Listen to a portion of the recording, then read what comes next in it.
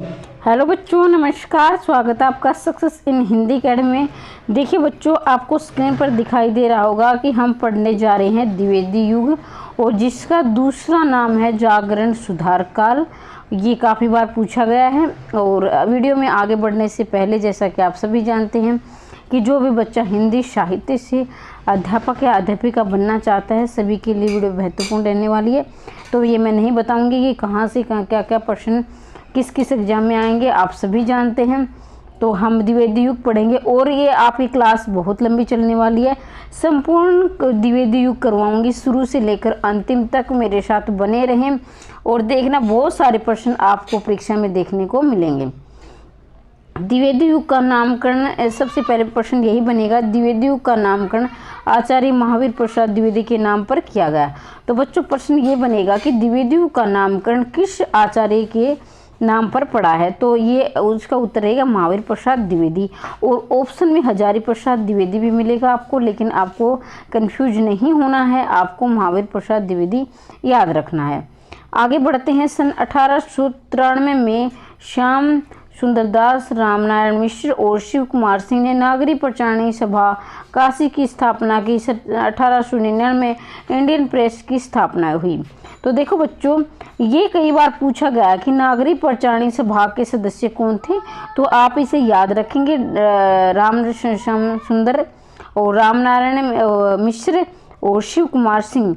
लेकिन आपको इसको शॉर्ट ट्रिक के द्वारा भी याद कर सकते हैं, जैसे राम श्याम शिव, राम श्याम शिव, राम श्याम शिव भी आप इसको याद रख सकते हैं। लेकिन बच्चों ध्यान दीजिए, आप राम में कंफ्यूज हो सकते हैं, क्योंकि हाँ, हिंदी में एक रामचंद्र शुक्ल भी आता है, एक राम कुमार वर्मा भी आता है। तो बच्चों ध्यान रखेंगे, राम नारायण मिश्र है। ये क्या है? राम नारायण मिश्र है। तो 1893 में श्याम सुंदर दास, रामनारायण मिश्र, शिव कुमार सिंह ने नागरी प्रचारणी की स्थापना की। और कहाँ की? काशी में की। कहाँ की बच्चों? काशी में की। और सन 1899 में इंडियन प्रेस की स्थापना हुई। तो ये प्रश्न आपके यहाँ 3 प्रश्न बन सकते हैं। माफ़ कीजिए। पहला प्रश्न बनेगा कि नागरिक प्रचारणी सभा की स्थापना कब हुई? तो 1893 में हुई। किसने की? श्याम राम शिव ने की। और इंडियन प्रेस की स्थापना कब हुई? 1899 में हुई। तो ये भी आप याद रखेंगे। अब आगे बढ़ते हैं। नागरी प्रचारणी सभा की प्रेरणा से इंडियन प्रेस प्रयाग द्वारा जून 1900 में सरस्वती पत्रिका का प्रकाशन आरंभ हुआ। इसके प्रथम संपादक चिंतामणि घोष थे। तो ध्यान दीजिए बच्चों, यहाँ आपके कैसे बनेंगे कि जो है सरस्वती पत्रिका का सबसे पहले प्रकाशन 1900 में हुआ था, और इसके संपादक जो है चिंतामणि घोष थे। लेकिन आपको परीक्षा में ये कम पूछा जाता है, लेकिन आ भी सकता है, ऐसा मैं नहीं कहूँगी कि नहीं आएगा, आप इसे याद रखेंगे। लेकिन ज़्यादातर जो पूछा जाता है कि 1903 में 3 वर्ष चिंतामणि घोष रहे। 1903 में इसके संस्थापक बने कौन कौन बने थे बच्चों? कमेंट बॉक्स में लिखना। और 1920 तक रहे थे कौन? महावीर प्रसाद द्विवेदी। महावीर प्रसाद द्विवेदी 1903 से लेकर 1920 तक ये बने रहे थे। ये परीक्षा में काफ़ी बार पूछा गया है। सरस्वती पत्रिका के प्रकाशन वर्ष को भारतीय हिंदू युग की समाप्ति का सूचक माना गया। तो बच्चों, सारे ही हर एक लाइन से 1-2 प्रश्न बन रहा है। तो लाइन को ध्यानपूर्वक पढ़े, ध्यानपूर्वक सुने।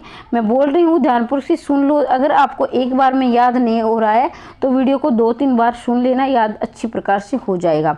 तो देखो बच्चों, ये परीक्षा में काफ़ी बार प्रश्न आया हुआ है कि सरस्वती पत्रिका के प्रकाशन वर्ष को भारतीय हिंदू युग का समाप्ति का सूचक माना गया।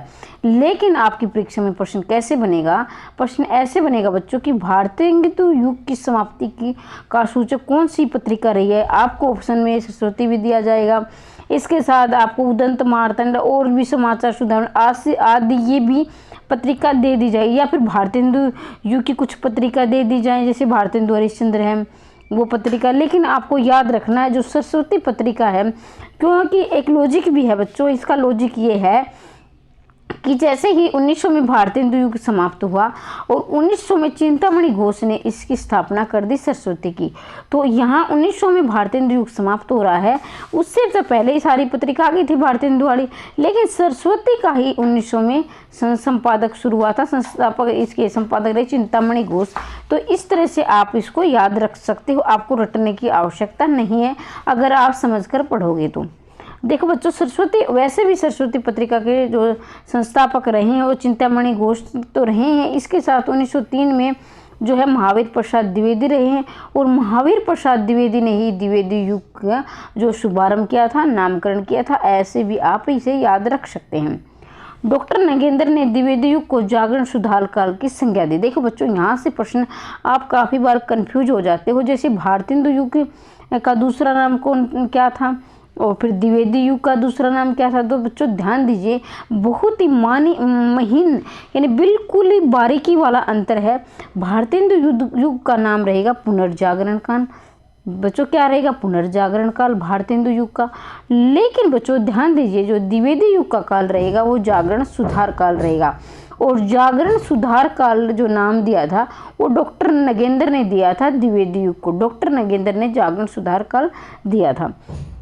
ऐसे आप इसको ट्रिक के द्वारा भी याद कर सकते हैं। जैसे देखो, डॉक्टर नगेंद्र को आप नाग पढ़ देना, जैसे किसी को नाग लड़ जाए तो वो एकदम से जगा देता है, कि कितना भी नींद में हो, और जब वो नाग लड़ता है इतना दर्द करता है कि वो इंसान को जगा देता है। तो इसे भी आप ऐसे भी याद कर सकते हैं। अब ये प्रश्न मैं पहले ही आपसे डिस्कस कर चुकी हूँ। महावीर प्रसाद द्विवेदी 1903 में सरस्वती पत्रिका के संपादक रहे और ये 1920 तक रहे थे। ये मैं आपको और बता रही हूँ, 1920 तक ये इसके संपादक रहे थे। इतना याद रखना आपका उचित है, क्योंकि इस प्रकार के प्रश्न आपकी परीक्षा में बन सकते हैं। सरस्वती पत्रिका को 20वीं शताब्दी के आरंभिक चरण का विश्वकोश कहा गया है। अब बच्चों ये आपके लिए नया प्रश्न रहेगा, क्योंकि ये बहुत कम जो है पुस्तकों में दिया है, लेकिन प्रश्न बड़ा महत्वपूर्ण है, इसे आप याद रखेंगे।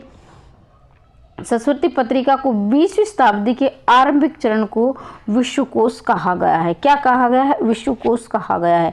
और विश्वकोश का मतलब बच्चों, कोश का मतलब होता है खजाना, और विश्व का खजाना यानी विश्व की जो जानकारी है वे 20वीं शताब्दी में इसी पत्रिका में दी गई है।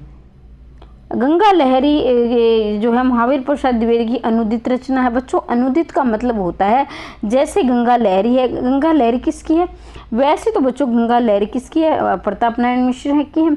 लेकिन बच्चों क्या है कि जो है उनकी तो ये रचना महावीर प्रसाद द्विवेदी ने इसका क्या किया था? अनुवाद किया था।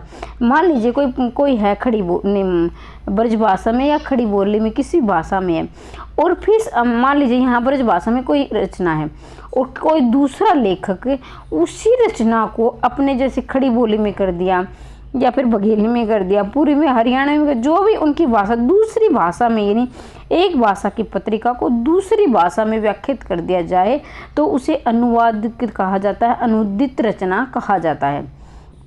तो गंगा लहरी को महावीर प्रसाद द्विवेदी ने अनुदित किया था। अनुदित उसकी रचना है, इसे आप याद रखेंगे। द्विवेदी युगीन कविता में मातृभूमि प्रेम और स्वदेश गौरव को विशेष स्थान मिला है। भाई जो द्विवेदी युगीन कविता थी उसमें मातृभूमि प्रेम हुआ है, स्वदेश गौरव का विशेष स्थान मिला है। यानी जो द्विवेदी युग की जो रचनाएं लिखी गई थी उसमें मातृभूमि से प्रेम किया गया था, स्वदेश यानी अपने देश का गौरव गान किया गया था। इसे भी आप याद रखेंगे।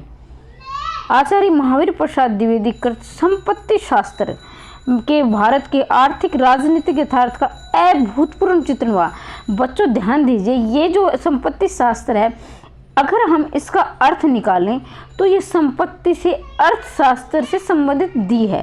यानी कहने का अभिप्राय लग रहा है, अगर इसका हम अगर अर्थ पर जाएं तो ये अर्थशास्त्र से संबंधित लग रही है। लेकिन बच्चों ध्यान दीजिए, अर्थशास्त्र अर्थशास्त्र से यहाँ नहीं है, आर्थिक राजनीतिक, यानी आर्थिक भी है, भारत के आर्थिक भी है और इसके साथ ही राजनीतिक यथार्थ का अभूतपूर्व चित्रण हुआ है। तो इसका राजनीति से भी संबंधित है, आर्थिक से संबंध है ही है, इसके साथ ही राजनीतिक से भी है। और ये किसकी है? महावीर प्रसाद द्विवेदी की है। इसे भी आप याद रखेंगे।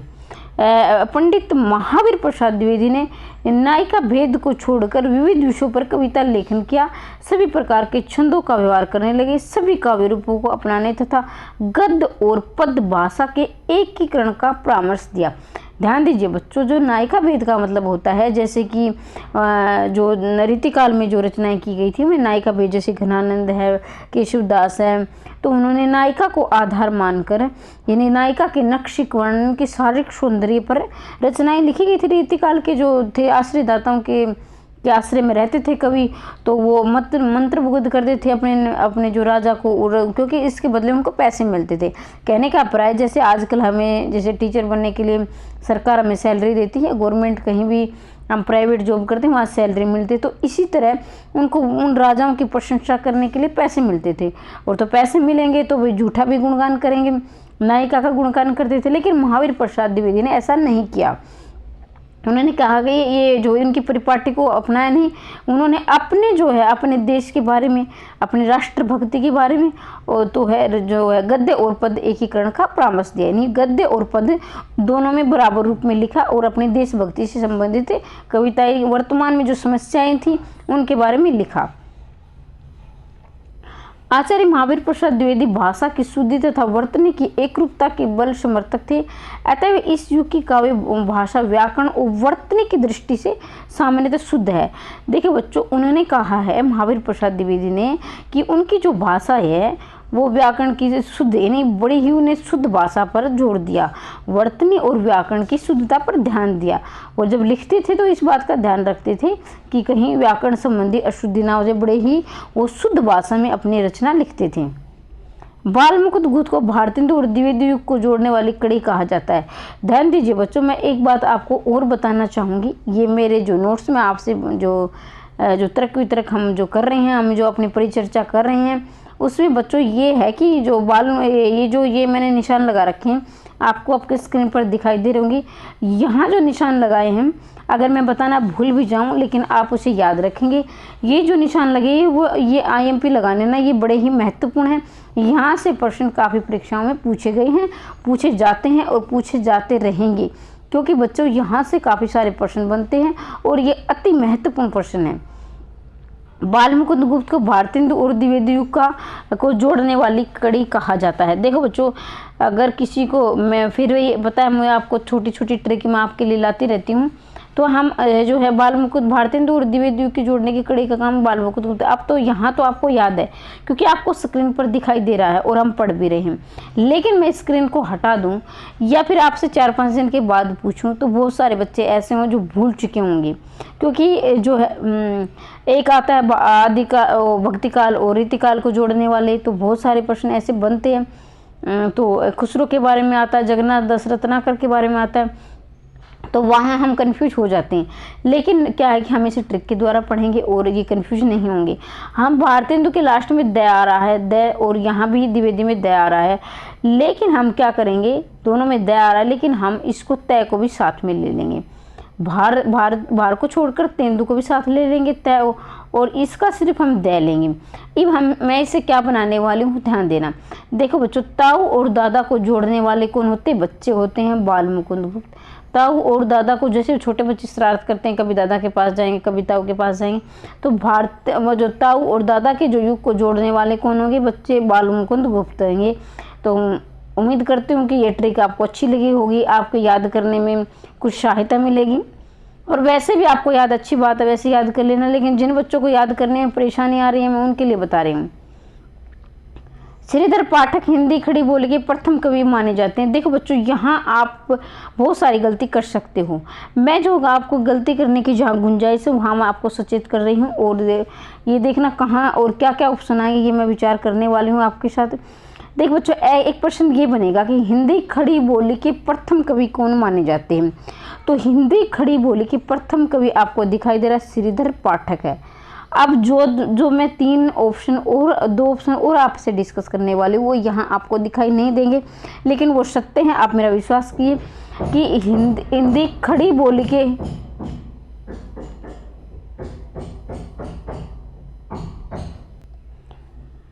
तो बच्चों देखिए बच्चों, एक ये खड़ी बोली की प्रयोक्ता ध्यान दीजिए, मैंने आपके स्क्रीन पर सामने लिख दिया है।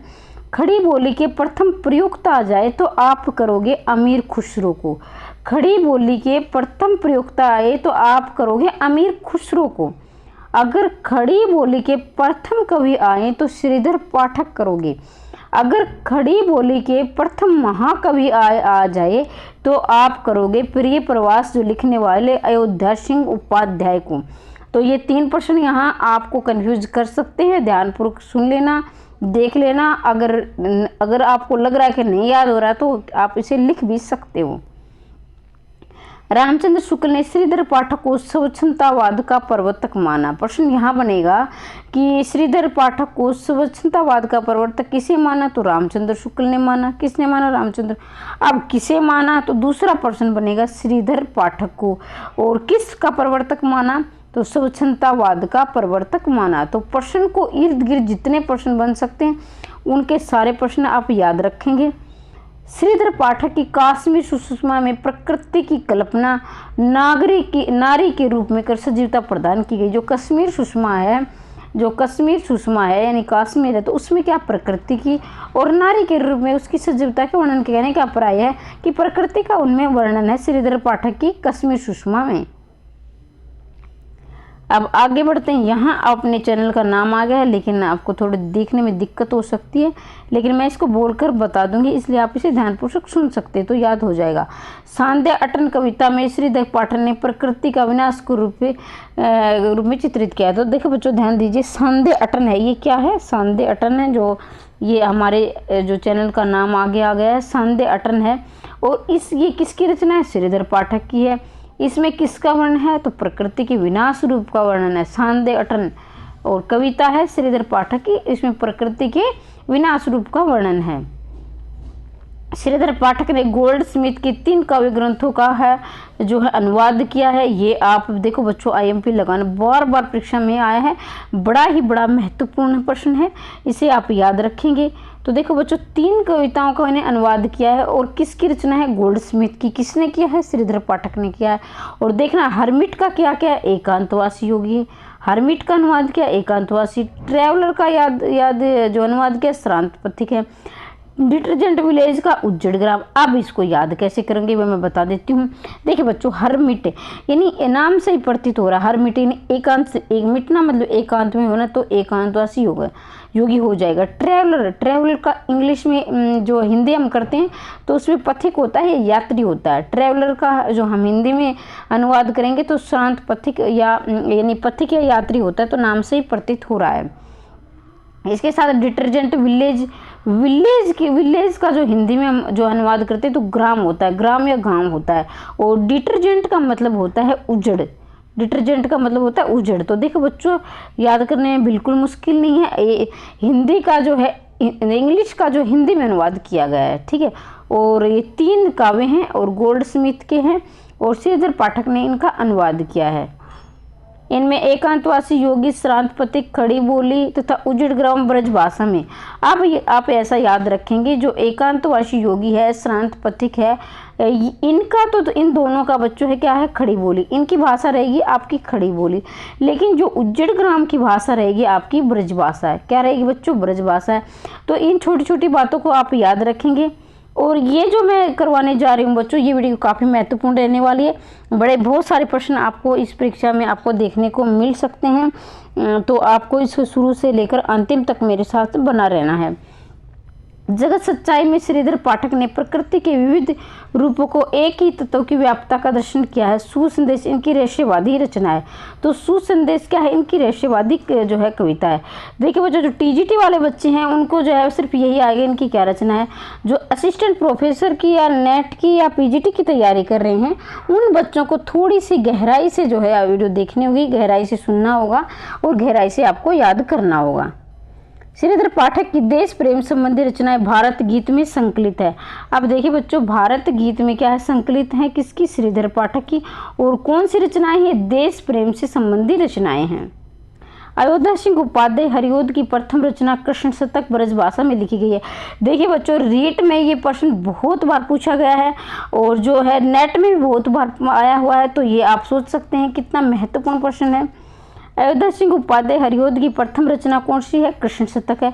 और इनका सन क्या है बच्चों? 1882 है। और भाषा क्या है? ब्रजभाषा है। तो इसे भी आप याद रखेंगे। हरिओद जी का ब्रजभाषा में दूसरा प्रसिद्ध ग्रंथ है रसकलश, और ये रस विस्तृत विवेचन करने वाला रीति क्या है? ग्रंथ है। तो हरिओद का हमने पहला यहाँ याद किया था। दूसरा हम इसे याद रखेंगे, रस कलश है दूसरा। और भाषा भी इनकी कौन सी रहेगी, ब्रज भाषा। दोनों की बच्चों भाषा ब्रज भाषा रहेगी, पहले की भी ब्रज भाषा रहेगी और जो है दूसरे की ब्रज भाषा रहेगी। और लेकिन इसके जो ये यहाँ कृष्ण शतक है, यहाँ है रस कलश है।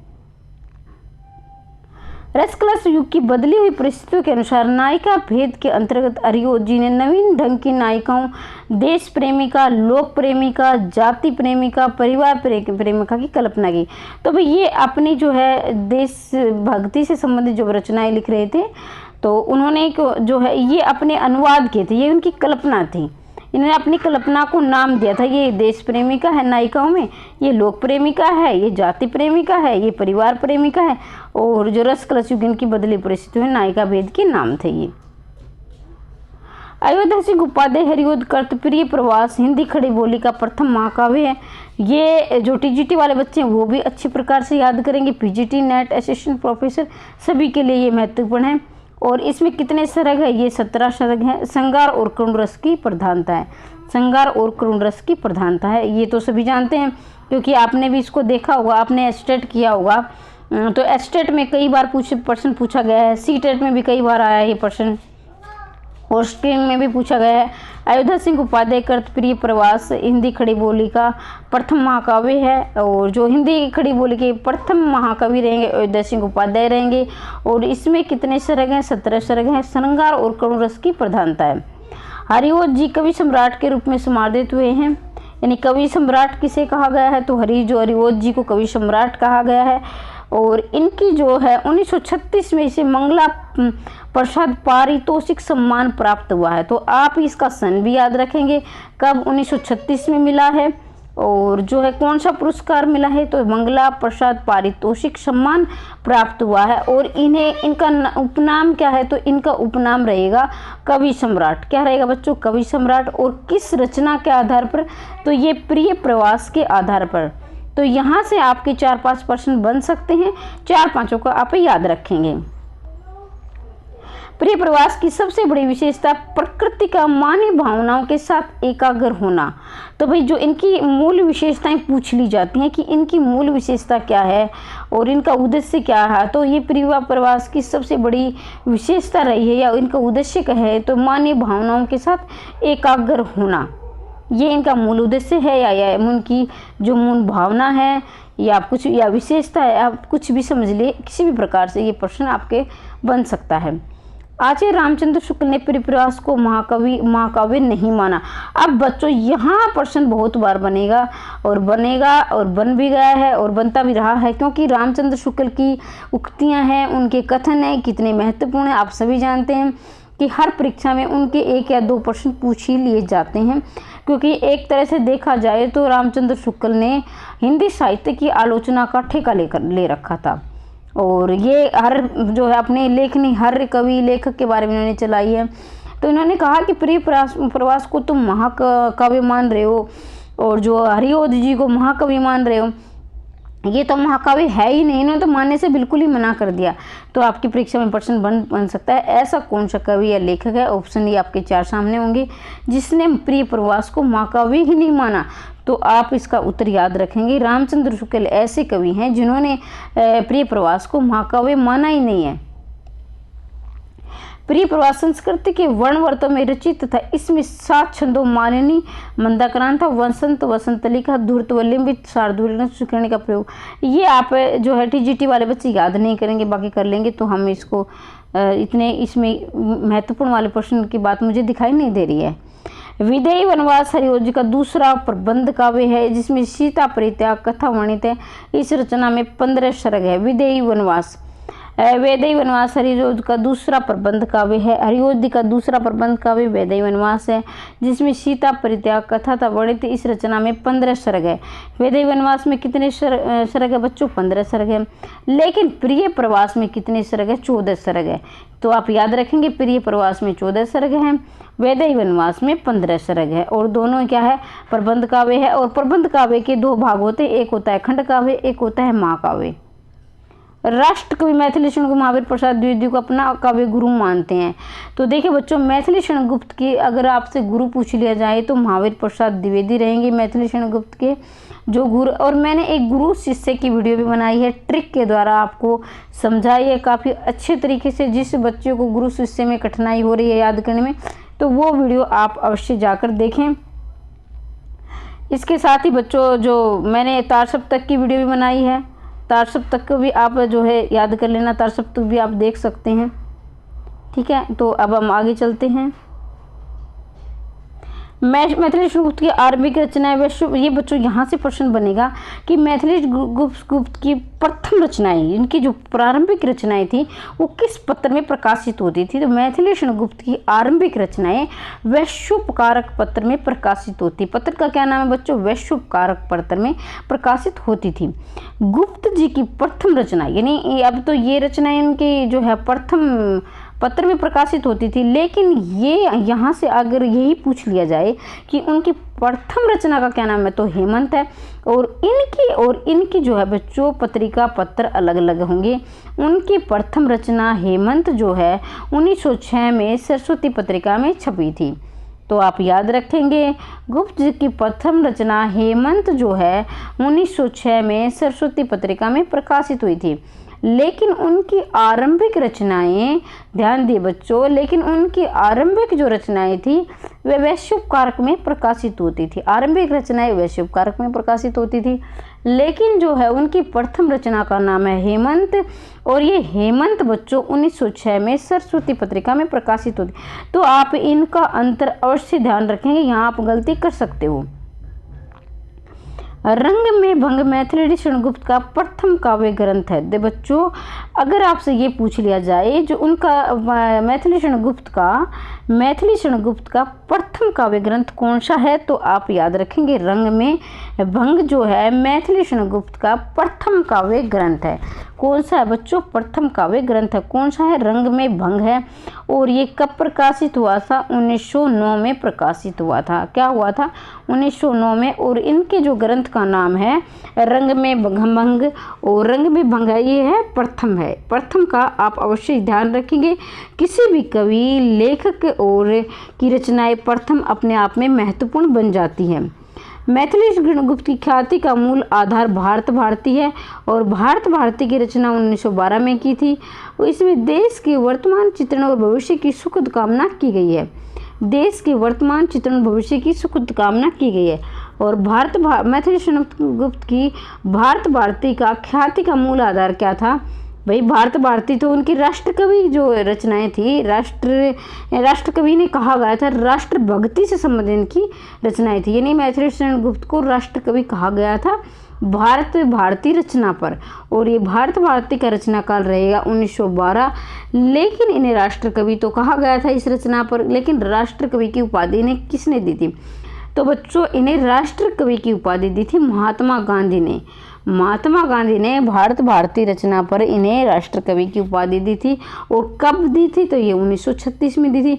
लेकिन इनकी जो रचना कब हुई थी? 1912 में हुई थी। और इसमें देश के वर्तमान चित्रण भविष्य की सुखद कामना की गई थी।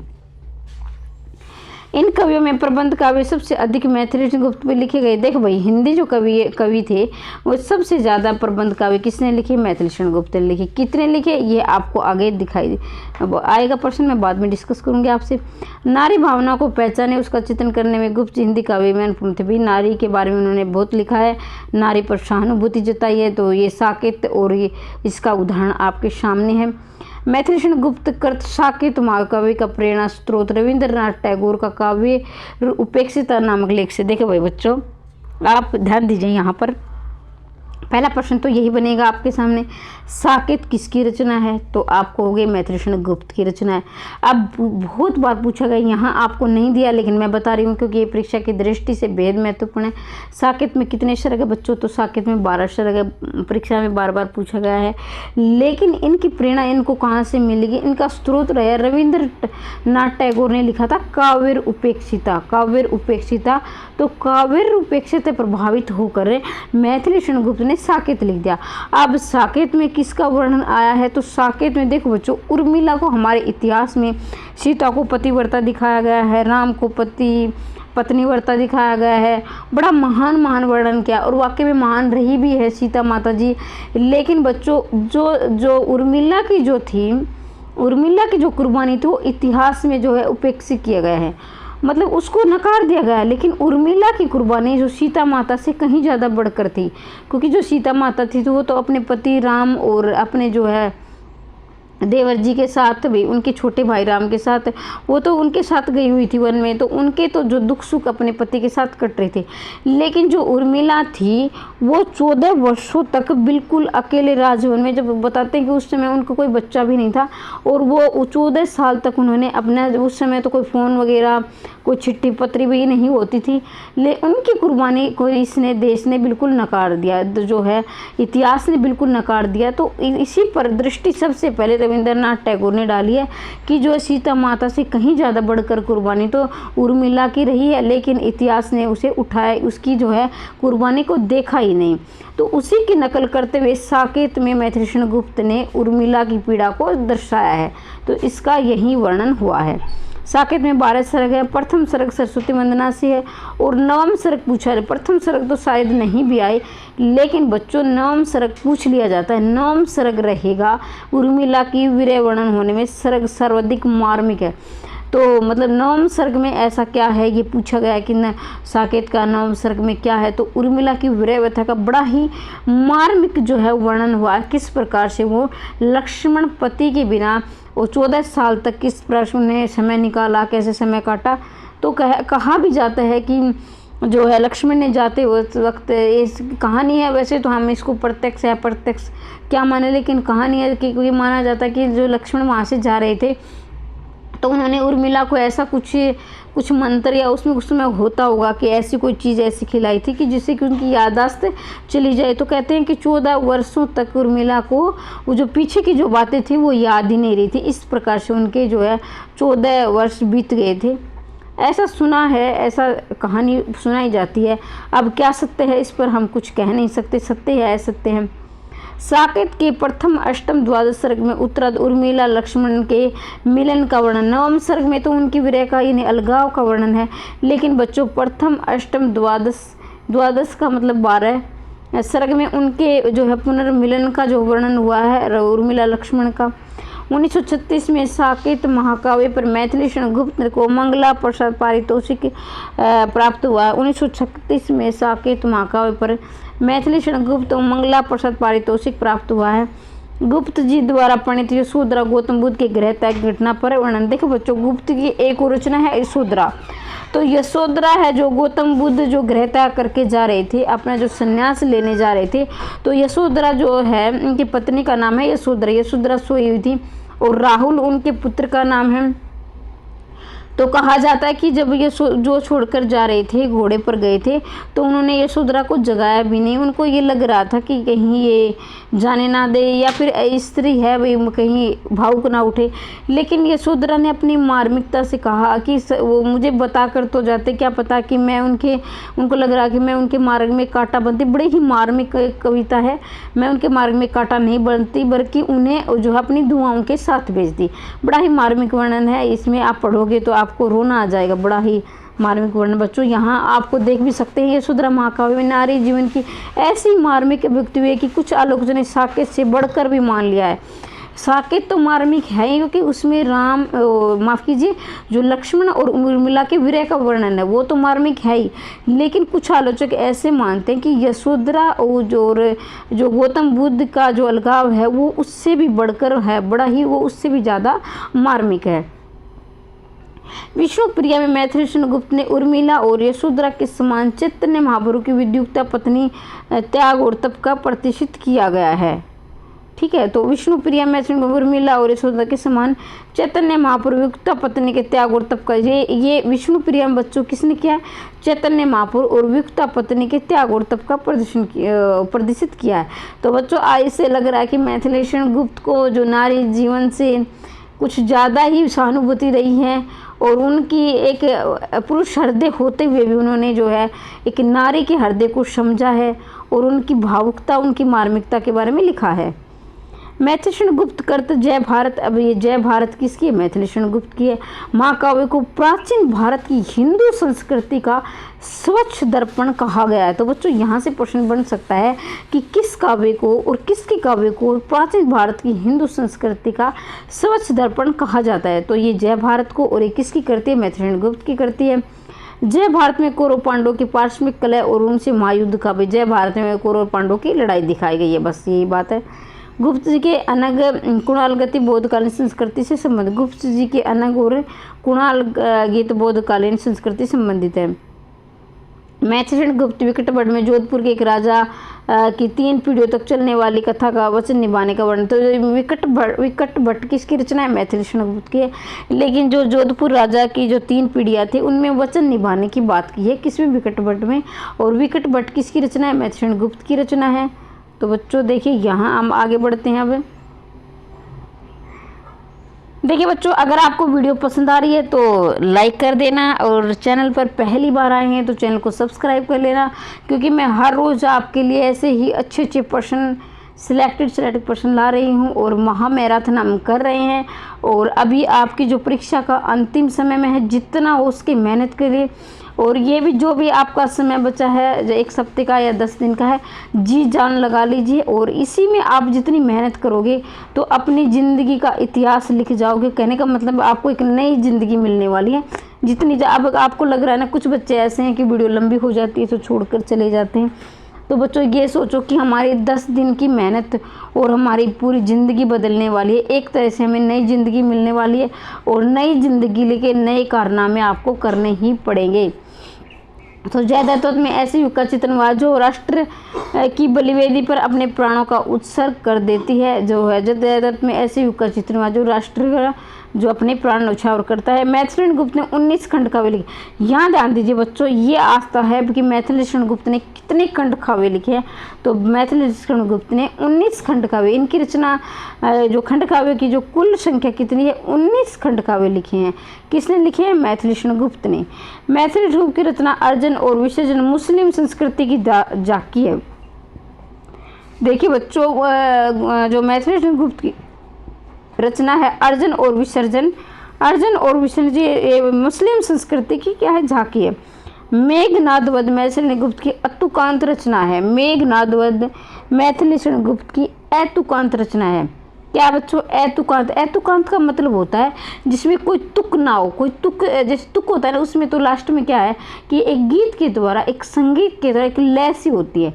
और अतुकांत होते हैं जिसमें जो लय गीत ऐसे नहीं होते, उनका तुक नहीं मिलता है, मतलब लास्ट के शब्द अलग अलग मिलते हों।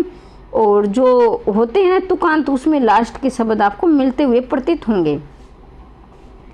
मैथिली गुप्त में माइकल सूदन की कृतियाँ मधुप उपनाम से क्या है? झनकार गुप्त जी की रहस्यवादी रचना है। पहला प्रश्न तो यही बनेगा कि मैथिली गुप्त का उपनाम क्या है? तो मधुप उनका उपनाम है। झंकार जो है इनकी रहस्यवादी रचना है। बच्चों ये उपनाम भी बड़े महत्वपूर्ण है, आप उपनाम भी याद कर लेना। अगर मुझे समय मिलता है तो शायद मैं भी उपनाम की वीडियो आपको डाल दूं, लेकिन वहाँ से प्रश्न 1-2 जरूर बनेंगे। नाथूराम शर्मा शंकर कविता कामनिकांत भारतेंदु परकेंदु साहित्य सुखापाध्याय से जो है इनको विभूषित किया है। नाथूराम शर्मा को के नाम है भाई, ये नाथूराम शर्मा के उपनाम है सारे। जैसे क्या है? कविता कामनिकांत भी इन्हीं का नाम है, भारतेंदु परगेंदु, यहाँ तक नाथूराम शर्मा के शंकर के नाम है, कविता कामनिकांत, भारतेंदु परगेंदु, साहित्य सुधाकर, ये इनकी उपाधियों से समार्थित किया गया। किसको? नाथूराम शर्मा शंकर को, ये इनके उपनाम है, इन्हें भी आप याद रखेंगे। जगन्नाथ रत्न भक्ति काल और रीति काल का समन्वय कहा जाता है। रत्नाकर के आदर्श कवि बिहारी हैं। देखिए बच्चों, अब तक हमने क्या पढ़ा था कि जो है भारतेंदु और द्विवेदी युग की कड़ी को जोड़ने वाले कौन थे? बालमुकुंद गुप्त थे। जो मैंने ट्रिक बताई थी कि ताऊ और दादा को कौन जोड़ते हैं? बच्चे जोड़ते हैं, तो बालमुकुंद गुप्त हो जाएंगे। लेकिन बच्चों यहाँ आपसे पूछा गया है कि भक्ति काल और रीति काल कोई कड़ी को जोड़ने वाले कौन है? तो यहाँ आप गलती कर सकते हो, कहीं उसका इसमें लिख दो, इसका इसमें लिख दो, लेकिन उसको ध्यान से पढ़ोगे। और ध्यान से मैं एक ट्रिक इसके लिए भी लेकर आई हूँ। देखो बच्चों, जगन्नाथ अब यहाँ दिया गया है नाथ, और क्या है जगन्नाथ। जो जगत के नाथ क्या है, कोई देवता है, जैसे कोई देवता मान लीजिए आप, जैसे कोई भगवान मान लीजिए। तो भगवान के लिए हम क्या करते हैं, भक्ति करते हैं। तो भक्ति और रीति को, और भक्ति करेंगे तो रीति के अनुसार करेंगे क्रियाक्रम, जो भी जो हमारे पूजा पाठ वगैरह। तो भक्ति और रीति काल के समय कौन है, जगन्नाथ दास रत्नाकर है। जगन्नाथ दास के आदर्श कवि कौन है, बिहारी है। तो रत्नाकर का गंगा अवतरण महाकाव्य, इसमें 13 सर्ग। गंगा अवतरण किसका महाकाव्य, रत्नाकर का है। इसमें कितने सर्ग है, तो 13 सर्ग है। इसे भी आप याद रखेंगे। रत्नाकर कर्ता हरिश्चंद्र अयोध्या सिंह उपाध्याय हरिश्चंद्र का चरित्र चित्रण, इस प्रबंध का में 4 सर्ग है। देखिए रत्नाकर ने और जो कृत लिखी है हरिश्चंद्र, हरिश्चंद्र किसकी, रत्नाकर की, और इसमें कितने सर्ग है, 4 सर्ग है। इसे भी आप याद रखेंगे। रत्नाकर उद्धव स्तक किसकी, रत्नाकर की है, और इसमें 118 कविता है। उद्धव स्तक किसकी, रत्नाकर की है।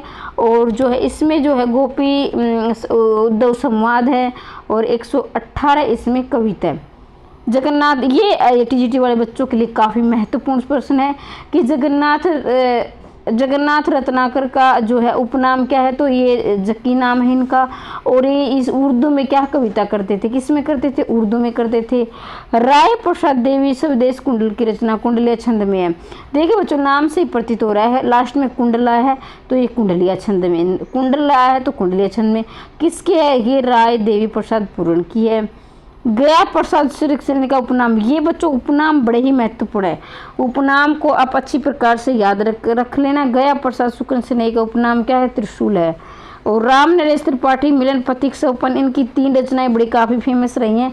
और ये प्रेमाखन क्या है, खंड काव्य। राम नरेश त्रिपाठी का मिलन है, पथिक है, सौपन है, ये क्या है, प्रेमाखन है। और ये काल्पनिक है, ये मतलब कि इसमें कल्पना की गई, कोई सत्यता वास्तविकता से कोई लेना देना नहीं है। राम नरेश त्रिपाठी की मानसी देशभक्तिपूर्ण फुटकर कविताओं का संकलन है। भाई मानसी है इनकी, किसकी, राम नरेश त्रिपाठी की। तो ये देशभक्ति इसमें कविताएं की गई है। तो बच्चों ये बालकृष्ण शर्मा नवीन की प्रथम रचना आहन है, जो 1918 में प्रतिभा पत्रिका में प्रकाशित हुई थी। आहन का वास्तविक नाम है जीव ईश्वर वार्तालाप, जीव ईश्वर वार्तालाप। बालकृष्ण शर्मा की प्रथम रचना क्या है बच्चों, आहन है। और ये आहन है, ये 1918 में लिखी गई, ये प्रतिभा पत्रिका में प्रकाशित हुई थी। इनका वास्तविक जो नाम है जीव ईश्वर वार्तालाप। तो देखो बच्चों यहाँ हमारा द्विवेद युग समाप्त हो गया है, और मैंने कम समय में बहुत सारे प्रश्न, तकरीबन सारे ही प्रश्न आ गए हैं, समाप्त करने की कोशिश की है। अगर आपको वीडियो जो समझ में नहीं आई हो, कहीं कुछ छूट गया हो, तो बच्चों इस वीडियो को 2-3 बार आप सुन लेना। सिर्फ 2-3 बार, इसे बार बार सुनोगे अच्छी प्रकार। लेकिन बच्चों ध्यान दीजिए, बहुत सारे प्रश्न आपको देखने को, बड़े महत्वपूर्ण प्रश्न हैं।